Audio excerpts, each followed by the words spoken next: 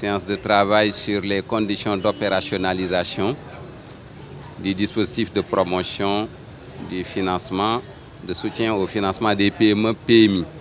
Vous rappellerez que j'étais passé ici l'année dernière pour procéder avec le ministre Alioune Sarr à la vulgarisation du dispositif. Après quelques mois, il était bon que je vienne rencontrer les opérateurs économiques sous l'égide de la Chambre de commerce et d'industrie pour une écoute sur leur perception du mécanisme, mais surtout les exhorter à passer à une phase active, sachant que deux résultats concrets ont été déjà obtenus.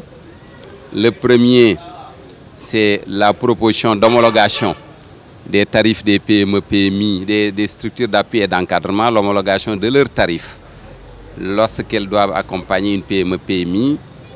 J'ai soumis les propositions au ministre en charge du commerce et des PME, notre frère Alioune Sarr, pour lui suggérer, en relation avec son collègue des finances, de procéder à la publication d'un arrêté conjoint sur ces tarifs.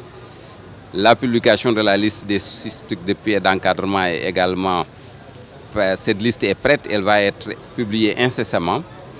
Nous nous sommes entendus avec l'association professionnelle des banques et établissements financiers à l'intérieur du comité d'identification des structures d'appui et d'encadrement des PME-PMI pour arrêter un canevas type de demande de crédit. C'est dire donc que du côté de la Banque centrale, du côté du gouvernement du Sénégal, ce qui devait être fait est fait aujourd'hui.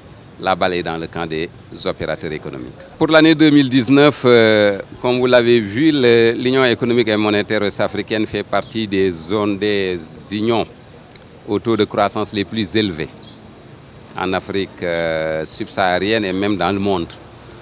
Le dernier comité de politique monétaire de la Banque centrale s'est réuni en début mars.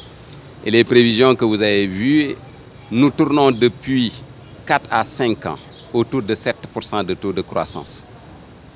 Et croissance tirée, disons, par plusieurs facteurs, que ce soit l'investissement public comme la consommation.